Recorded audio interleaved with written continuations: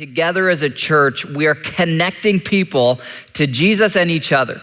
You know, that's our unchanging mission as a church. The world around us changes, but our mission doesn't. We exist to connect people to Jesus and to others. And I'm just so grateful that in this season where so much has changed, our mission hasn't, and God is actually using us to connect people to Him like never before. In fact, check out 3 of these messages from last week's service. Jenny writes, 1 year ago, I joined this church for the first time on Mother's Day. It was so impactful. And this year, Jenny says, now her whole family's watching together from Indiana, from Texas, from Puerto Rico, and even from Mexico. I just love how God's using us to bring families together and to connect people to Him. Look at this message from last week from someone who chose their screen name as I'm Trying. I love your screen name, I'm Trying. We're all trying. Life is hard right now, but we're all trying.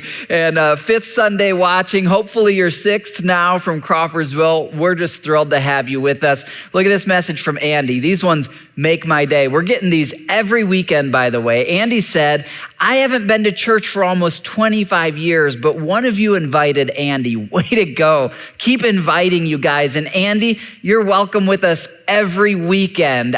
We are a church for people who've never been to church before or people who haven't been in a long time. We're just thrilled to have you with us. Well, our mission of connecting people to Jesus and each other, we've had to get a little creative with it during COVID-19. And you know what we've realized?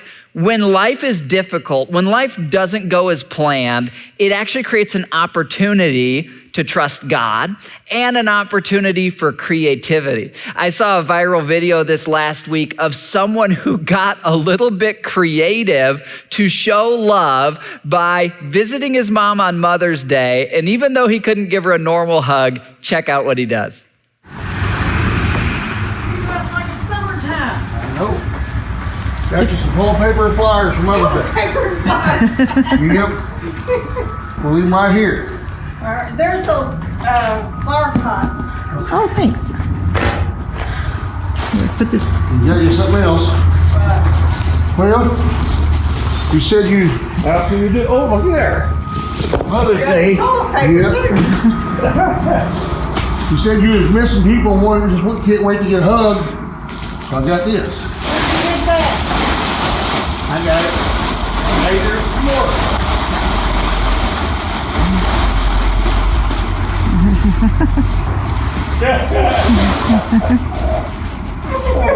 Make me cry. Can you breathe? I can breathe. It's okay. I love you. We're gonna start. You're making me cry now. I can breathe. It's time for her. I'm going to it. Yeah, let me have one of them hugs too, right? Love you. I just love it that even though the virus means he can't go give his mom a normal hug, he gets creative. I don't know if that's a painting tarp or what that is, but he's like, I'm gonna put this giant plastic sheet over me so I can give my mom a hug and her tears. And you know what? For those of you who are used to coming into our church building, online church for you is a little bit like a hug through a plastic bag, isn't it? But hey, it's a lot better than nothing. And hey, let me just give you a plastic bag hug. And let me encourage you, not only is God using online church to encourage those of us who were used to coming to this building, but He's reaching people all around the world. And here's the thing, this isn't happening by accident. This is happening because thousands of you have made intentional choices to say, I'm going to financially invest into the work of God. In fact, let me show you. These are some of our commitment jars. This time last year, we cast a vision to create an online church presence, a digital ministry. And more than 1,000 families from our church made commitments and put these magnetic jars up on a wall that we have in our lobby. And here's families who said, we believe God will use digital to reach people. This was long before COVID. And those jars were followed up by financial resources, which we were able to translate into actual hardware like this, video switchers and all sorts of hardware, and actually employees as well, staff that enables our digital ministry. And so what we're experiencing, even if you feel like it's a plastic bag hug, hey, it's a hug that if this had happened 2 years ago, we wouldn't have been able to do. We wouldn't be reaching people if it wasn't for those of you who are being faithful and committed. Now, here's the question that we're all wrestling with. You're probably wondering it for the church as well as for yourself. What's next? And really, when we ask what's next, in a time where we all know, factually, we don't know for sure. We don't know how long the virus is going to be around. We don't know the future of the economy. Really, what we're looking for is peace, isn't it? We're looking for peace and confidence. How can you be at peace when you don't know what's next? And can I just acknowledge, this is so hard. When the future's uncertain. You know, I remember when Mel and I, after we had had a couple miscarriages, and every time we'd look at a pregnancy test and we'd be waiting for that thing, and the future was uncertain. Some of you own businesses and the future is uncertain. Some of you, your marriage, now that you're compressed into one house and you can't leave for work, you're realizing, well, maybe my marriage isn't as certain as I thought. How can you have peace when you don't know what's next with your job or with your health or in the entire world? Well, as we do here every weekend, we're going to answer this question, not from opinion, but from the Word of God. And we're going to look at a true story. It starts in Joshua chapter 3. And let me read you this very symbolic sentence, and then I'll explain what's going on. It says, "Since you've never been this way before." This was the people of God known as the Israelites. And just like us, we're a people of the same God. We're a movement digitally connected right now and connected in relationship. We're following God.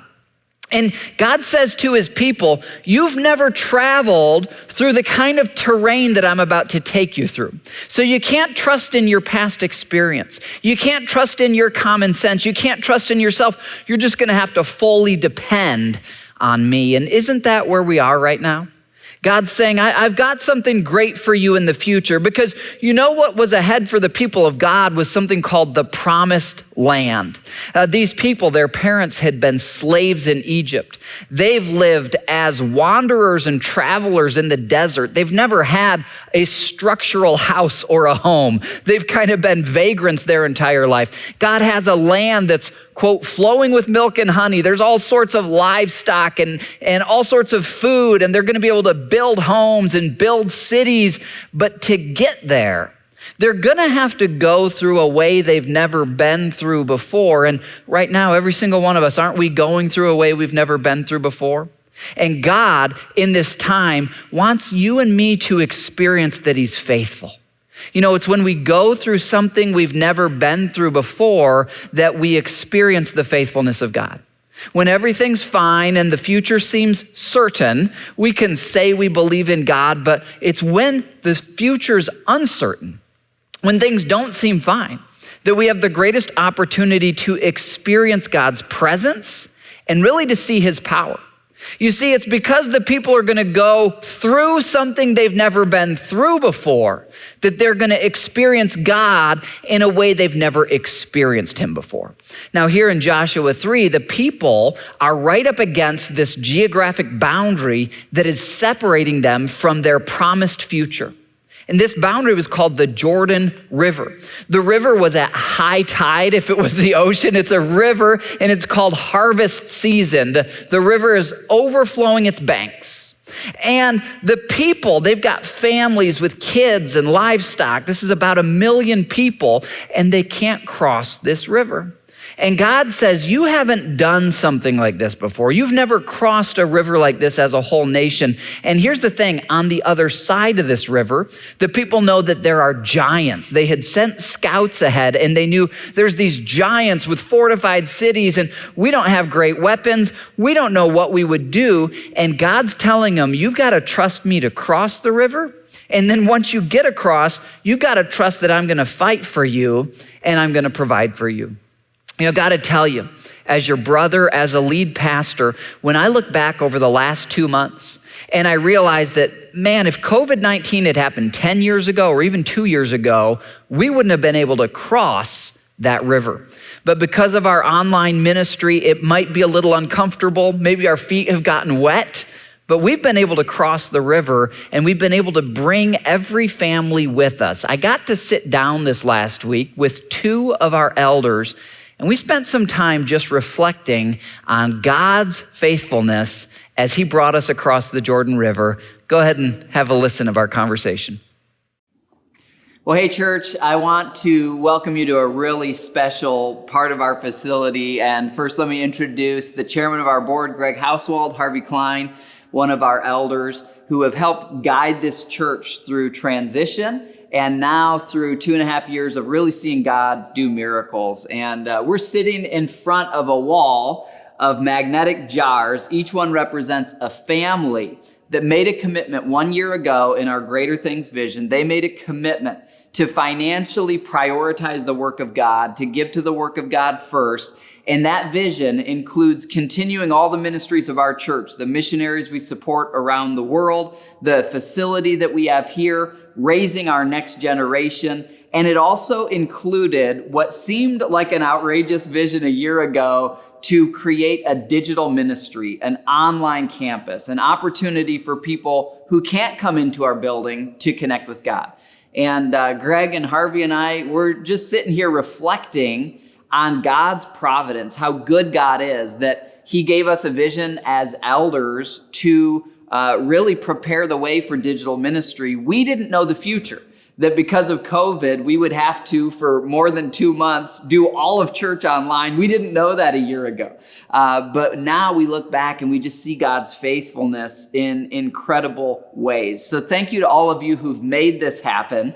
And we just want to reflect on God's faithfulness for a little bit. You know, Greg, I love it that you were here as an elder in the late 1990s when this church didn't have this big mega building that we have now. And the church was meeting downtown on 3 acres. And God gave the lead pastor at that time, Steve Reeves, really a bold vision to buy, a giant cornfield and build a $30 million building. And tell us a little bit about the uncertainty in that season and the bold faith that it took for the church to take that step.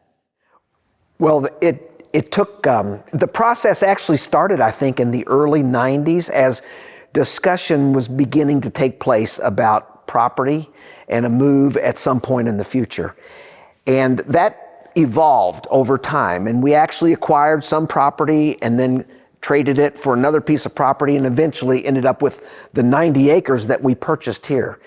And for the church at the time, that decision and that move to come to this property, or at least make this property the space for the new building, was a big deal. I mean, it was a big financial commitment. It was just a big transition. And so we made that transition, and then God faithfully allowed us to raise the funds to build the building in another campaign. And as you know, we opened this building just shortly after 9/11. And it's interesting now in 2020 to reflect back then to just see how God has been faithful to this congregation and to the work that he had here for this church to do in Brownsburg, and how he has provided in almost every area to make this church become just more of what he wanted it to be in the beginning. Yeah, when you first sort of unveiled that digital vision, to be honest, it was a little unexpected for me, because I think you're absolutely right. With churches of our size and the growth trajectory that we have and that we have had, the next logical step is usually going multi-site in some way, or even planting other churches. And so I think in my own mind, that was sort of the expectation for what I thought we'd do next in our vision. But as you sort of unveiled the digital vision, and it did not eliminate doing something like that in the future, but the digital vision was, to me, when I first heard it, completely logical. As you laid it out, as you explained it, and as we discussed it, it made a lot of sense to me, and it still makes a lot of sense. And as we talked about it, and certainly as the church started to sort of unfold that and get it going, we could have never expected what was to come and where we are right now. And if we hadn't got things going like we have, we would have really been in a bad situation with COVID-19 and how things have sort of been happened, I guess. When I think about that, just so much thankfulness kind of wells up into me. It's amazing to see how God has blessed us, how He put that vision in you, and then how the church rallied around that, started to move that forward, and then this happened, and it became real clear to me that this is why He did what He was doing.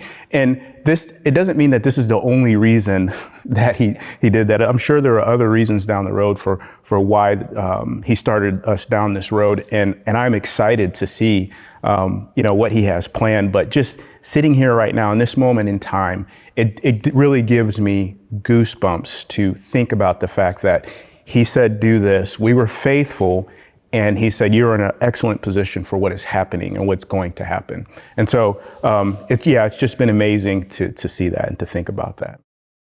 I'm praying for those of you watching in your homes and wherever else you are, that you're able to feel some of those goosebumps that Harvey was describing. And I know for all of us who 1 year ago, we were praying about this vision. We were saying, what financial sacrifices do I need to make to be part of this? And now we're seeing God reach people. It's wild.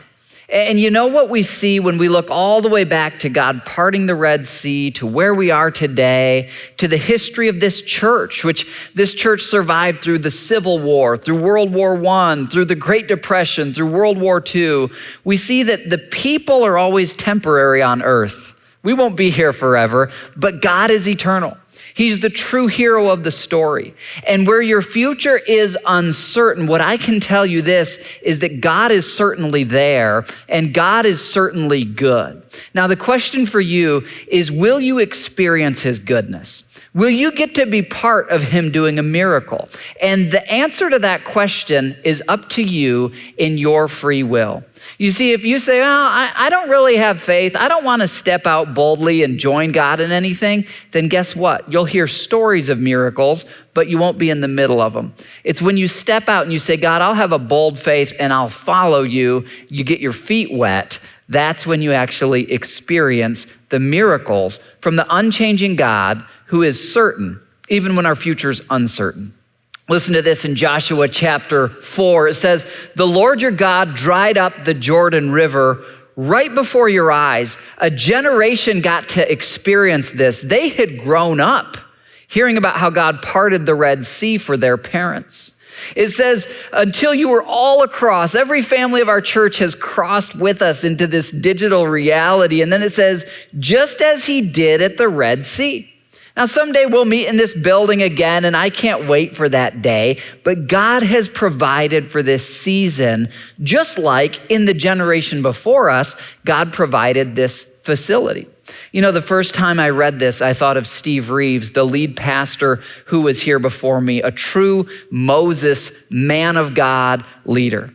And I thought, you know what, God, I'm no perfect leader, but Steve Reeves was a lot like Moses leading your people across the Red Sea. And, the Jordan River is a little bit smaller of a thing than the Red Sea, but God, you provided for us in this COVID reality to stay connected as a church. And no matter what happens in the next 2 years, if buildings reopen and they have to reclose or whatever happens, our online presence will be consistent because we followed you in that way. Look at the point. Why does God do these miracles? Verse 24, He does these things so that all the nations of the earth will know that the Lord's hand is powerful. God brought you into this message today to assure you his hand is powerful. Whatever you're afraid of in the future, whatever shame you might be feeling right now, whatever's uncertain in your life, God's hand is powerful. And through Jesus' work on the cross, he loves you, and his hand is not against you if you've placed your faith in Jesus. His hand is for you. He desires for you to experience his power, his peace, his presence, for you to get your feet wet in the middle of miracles. But it does require a bold faith that says, God, I will follow you into uncharted territory. I'll go through a way I've never been through before, and even though the future's uncertain, I'm gonna keep my faith in a God who is certain. You know, so many families and individuals in our church model this every single day. We're a movement of thousands of people who every day we're choosing to serve Jesus, and none of us do it perfectly. But I'm just so proud of so many of you that together we do it consistently. And when we fall down, we get back up. And I got to catch up this last week with a family in our church, Bo and Stephanie. And Bo and Stephanie have a few kiddos as well. And what I loved about my conversation with them, I'm just gonna show you this one part, because they were really honest with me. And they said, you know, John, when you explained the vision for digital ministry a year ago, we really didn't get it. But they gave anyway out of loyalty and because they believed in God. And I just want you to hear it from their own mouths, exactly how they're experiencing God now. Let's go ahead and take a look. And I will say, you know, with the Greater Visions thing, you know, when we were wrestling with it, there was a point where, you know, we were really struggling. And both of us, we kind of looked at each other and decided, you know what, this is our church. It's our church home. We've been here 12 years. We have to trust God. We have to know that God is leading the leadership of our church to do the right things, even though we don't understand. And we stayed committed. And now that we did, we're looking at this, and the digital vision of our church has become our lifeline for our family during this time. It really is. And the platform that you are giving us and what you are doing, it has truly been amazing. And we are so grateful for the work that's being done at Connection Point. Hey, to God be the glory. Bo and Stephanie are experiencing Joshua 4, verse 24, the mighty hand of the Lord. They're seeing God provide in the business they own. For Stephanie, as she works on the front lines with the National Guard, and they're in the middle of a miracle where a year ago they said, God, we don't really get this, but we're gonna be faithful. If the whole movement of your people's marching and it's biblical in its vision, we're gonna be part of it, even if it's by faith, not by sight. And it's because of that they now are experiencing the power of God. And here's what I can tell you from the Word of God today. When the future is uncertain, choose a bold faith in the God who is certain. I think the bold faith is the key here, right? All of us have a future that's uncertain. All of us would probably say, yeah, God's certain, I agree. We would check that box. It's a bold faith that proves if you really believe that. It's a bold faith, and I don't know where that applies. I would invite the Spirit of God to speak to you. That might be in your marriage, that a bold faith means, you know what? We're finally gonna start seeing a marriage counselor, or we're finally gonna get into a small group with some other couples in the church. It might be a bold faith where you've been praying and you know something God's asking you to do. Take a bold step of faith. That's when you experience God's peace and his power, even when the future is uncertain. I'm so proud of you, church, that a year ago, we stepped out in a bold faith with this vision. And as a result, it has held our church family together at a time where the enemy would have loved to scatter us. Not only that, but it has reached people all around the world. And I want to introduce you to one of them. I want to introduce you to Haley, who lives in Los Angeles. And she found our church online less than a year ago. And I want you to hear how God is using it to change her life one day at a time. Let's take a listen. Hi. Hey, Haley, it's so good to meet you. Oh my gosh, I feel like I know you, or more so, you know me. Well, I am just so thrilled hearing your story and how God's at work in your life. Oh my gosh, thanks to Connection Point. He's really been working on me and my life and everything. So Wow. thank you so much for doing this. And inviting me. I am so honored and blessed, and you guys have made such an impact in my life all the way in Los Angeles. Wow. What a privilege that God chose to use Connection Point, and like you said, you're his daughter, and this is just amazing to hear how he's working in your life. And we're going to be updating the people in the congregation here who've invested in the vision, which allows us to capture the messages and get them online. Is there anything you'd want to say to the people who made those messages, make them available to you and to others around the country? Oh my gosh, I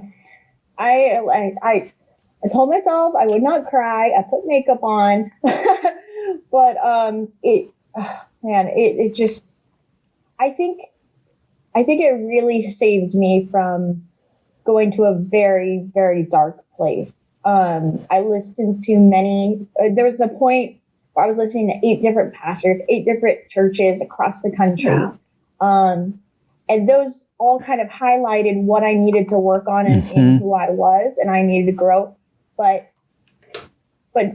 none of them, like Connection Point, like you, gave me the support and the encouragement. And, I really needed that. I really needed someone to just kind of tell me, it's okay. You're okay. You could do this. Like, you are so loved. You reminded me of how loved I was. And those messages, seriously, they kept me from going to a very dark space that I haven't visited since before I was a Christian.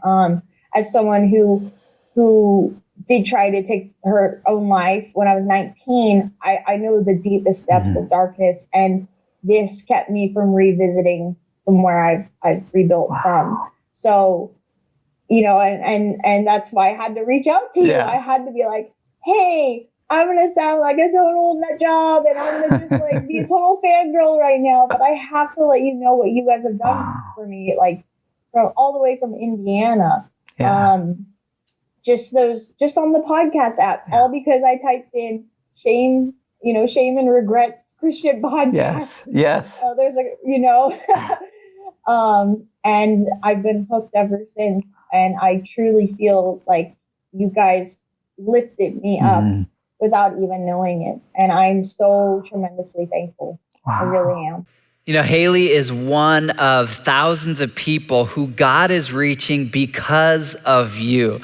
We had many other interviews. I couldn't fit them all in. Cecily in Florida, so many others around the country, some who hadn't been to church in years, some who were struggling with addiction, others like Haley who just searched on the internet, regrets and Christian church. And not only did 1 or 2 messages touch these folks, but they started listening consistently. In Haley's case, she bought a Bible, and then she started reading a psalm and proverb every day, and she's experiencing God like never before. So she's never been to our building. She's never been to this part of Indiana, but she is part of our church and thinks of herself as part of our church, and we are ministering to her every day. I'm just so proud of you.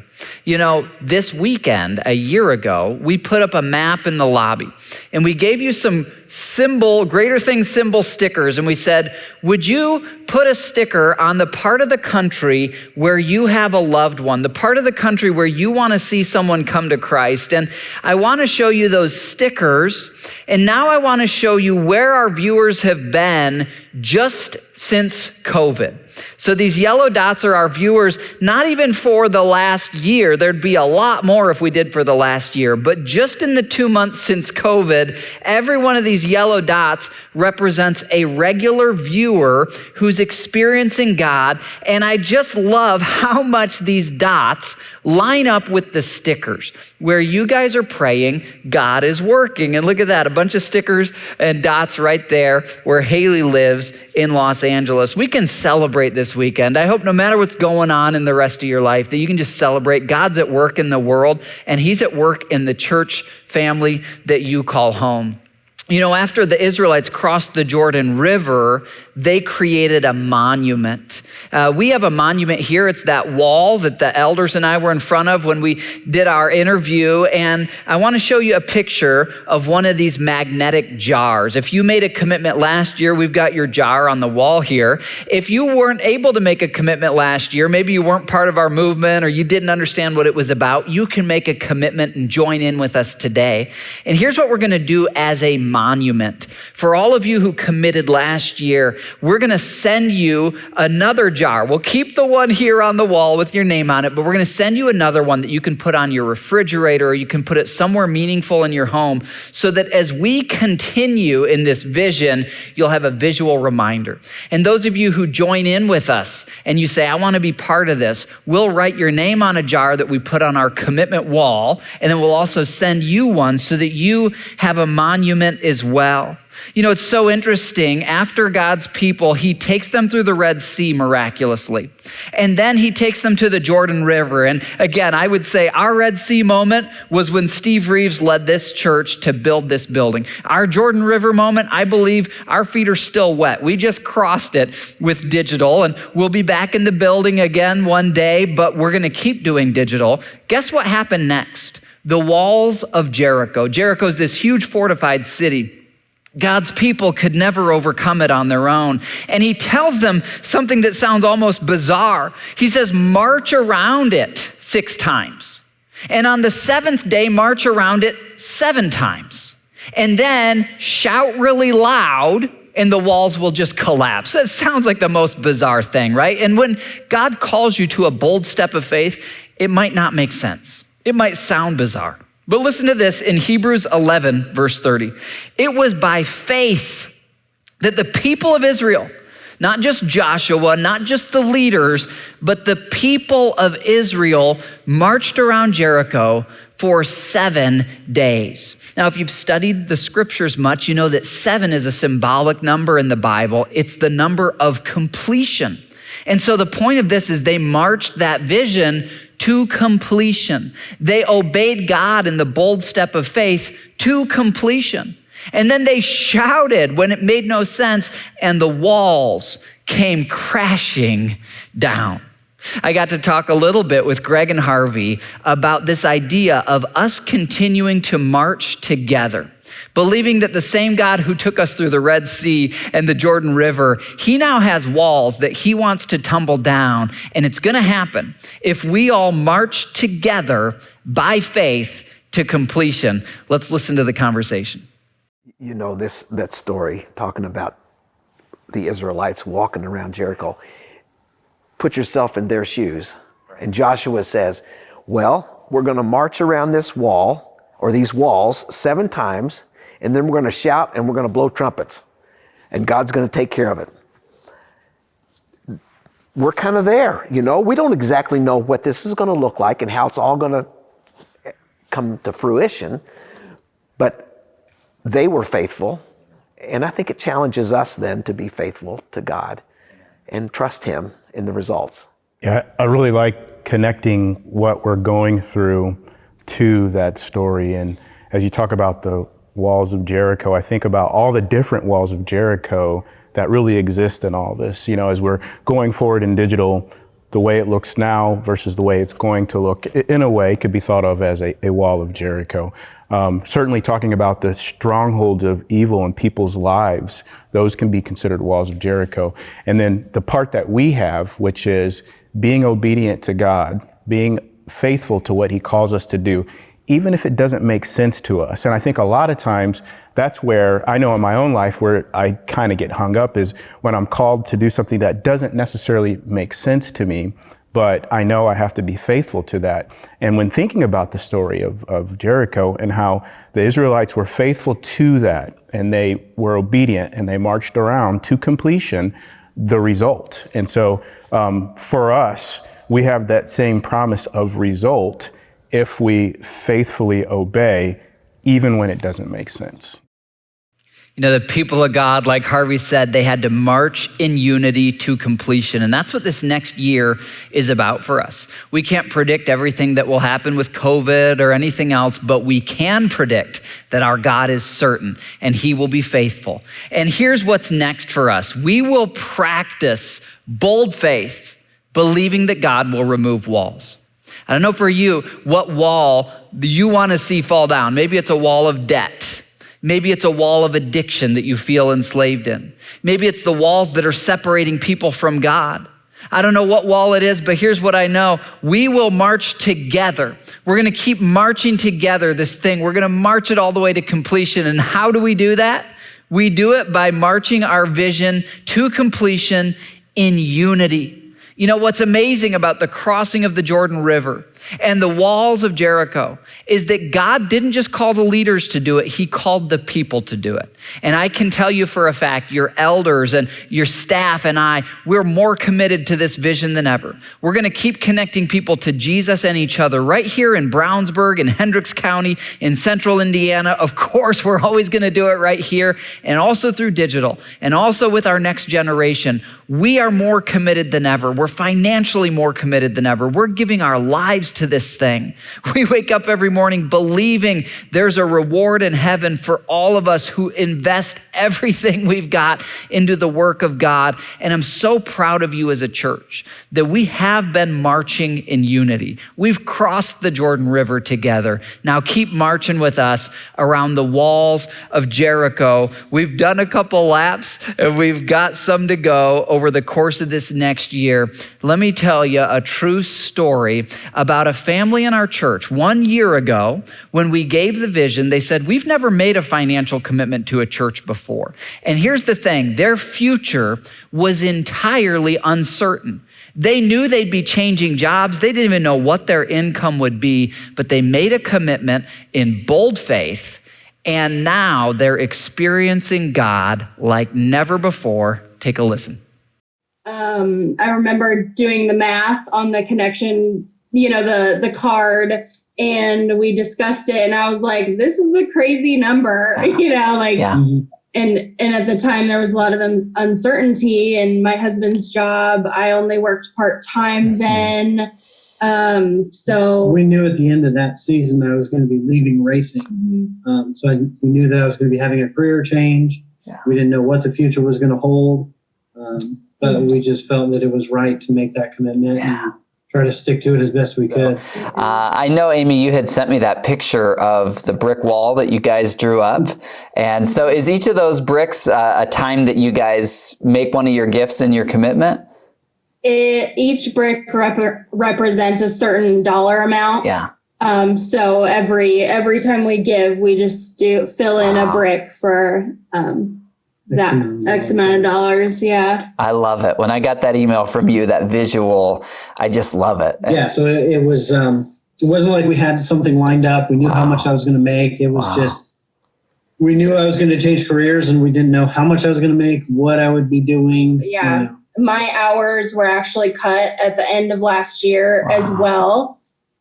So there was a lot of uncertainty, but every month we were able to save a little bit more.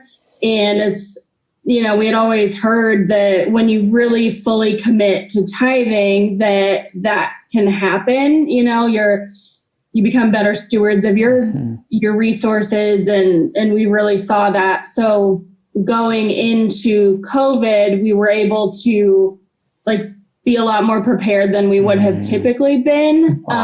Alex's job was cut in his hours were cut in half. But a couple weeks into the quarantine, I got news from my job that I got a promotion and a raise, which and her hours increased. And my hours increased. So my promotion is full time. And I'm just really thrilled. It was very unexpected for that to happen during this time. Yeah, and even right around the same time she found out that she was going to get a promotion, at my job, they told me that they would be working me towards a promotion, and I should get the promotion at the beginning of June. And we found out today that we're back to full-time hours. Wow. Yeah. So it's been, today's been a pretty good day. So. You know, Alex and Amy, they're experiencing the power of God in their lives right now because a year ago, they made a commitment. They didn't just hear a message and say, yeah, we'll do like one little one-time gift. They said, we're going to commit to trust God like never before. That was their step of bold faith. I want to invite you today, what's your step of bold faith? Will you choose a bold faith? Some of you, you're just starting this journey with God and you're still figuring out what you believe. And your step is to say, I'm not going to miss a week of church online. Or others of you, maybe you've been in church for a while, but as you get into your summer routine, we're adding services every Sunday. And you can say, my step, I'm not going to miss a week of church. Others of you, you're going to join Amy and Alex and me and the elders and so many others. You're going to make a financial commitment. You can do that by texting the word commit. And after you fill out that form, we're going to mail you one of these jars. This is my jar, the Dickerson family jar. You'll get one that we put on the wall here with your name on it, right next to mine and the others. And you're going to get one other that is a monument that reminds you. And so as you think about that amount, invite the Spirit of God to lead you. I often encourage people, if you've never given consistently to God's work before, start with your Netflix amount or start with your cell phone payment or maybe your car payment and say, you know what? God means as much to me as my car or my phone or Netflix. Start there if you're just getting started. Or pray and maybe say, God, is it a percentage of income? Especially those of you who you might not know what your income is in the next year. You might just say, well, God, I don't know what the future holds, but I'm committing that 3% or 5%, or maybe you join Amy and Alex and you say 10%, we're going to actually tithe and trust that if we give back to God the 10%, he'll bless the other 90, just like you heard in their lives. Or maybe the Spirit of God is leading you to go over and above. Maybe there's a boat or some property or something that you're not even using, and the Spirit of God says, hey, I want you to do something dramatic. Choose a bold faith. Here's what I know. In the next year, God's going to do miracles just like he did in this last year. When that happens, I want you to be right there with me. I want all of us to be covered in dust because we were so close to the walls that fell down. We're going to march together. We're going to march to completion. Take your step today. And right now you can text the word commit to take that step. Invite the Spirit of God to lead you. And I'm going to pray right now that he speaks to you. Father, every one of us, we are on a journey with you. And you're calling us into places we've never been. And for some, the step is marriage counseling. For some, the step is to join an addiction support group. For some, the step is to say, I'll be in church every weekend, church online. Lord, others of us, the step is maybe it's a financial increase or to begin at a Netflix amount or some amount of saying, I prioritize the work of God in my life. Lord, because we believe in you, we want to experience you. And we choose to experience you by expressing a bold faith. Lord, we do this not out of fear or shame, but out of love. And where our legs are trembling, Lord, help us across the rivers, help us to step into the waters, help us to believe that you're alive and working and that you reward those who seek you. We pray in Jesus' name, amen.